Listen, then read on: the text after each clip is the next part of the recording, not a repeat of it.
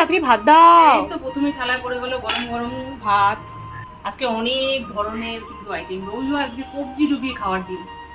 তুমি দিয়ে দিলাম একটা কাঁচা লঙ্কা, সাথে দিয়ে দিলাম ইলিশ ভাজা, দিয়ে দিলাম ইলিশ মাছের একটুখানি তেল তুলেছিলাম, গরম গরম ভাতে কাঁচা লঙ্কা দিয়ে খাবো। দিয়ে দিলাম পুঁই বিচি ভাজা, পাকা পুঁই বিচি এনেছিল, রসুন ফোড়ন দিয়ে তেল তেল করে ভাজা ভাজা করেছি। তারপর দিয়ে দিলাম কচুর শাক, যেটা সব বাঙালির ভীষণ ভীষণ পছন্দের। কচুর শাকের সঙ্গে সব বাঙালির একটা ইমোশন জড়িয়ে আছে। দিয়ে দিলাম শিম বিচের একটা তরকা ডাল করেছি আজকে। দিয়ে দিলাম আলু ব্রোকলির একটা সিম্পল তরকারি, এটা আমাদের বাড়িতে মাঝে মাঝে হয়, আর কিন্তু বেশি দিন হবে না, কারণ ব্রোকলি আর পাওয়া যাবে না। দিয়ে দিলাম ইলিশ ভাপা, ইলিশ মাছ তো খেতে ভালোবাসিস, 2 পিস দিলাম আজকে। হ্যাঁ, এখানে গ্রেভিও দিয়ে দিলাম। সব শেষে দিয়ে দিলাম চিকেন কষা। আজকে চিকেনটা কষা কষাই করেছি, আজকে কোনো আলু দিইনি, একদম চিকেনটা কষা কষাই করেছি।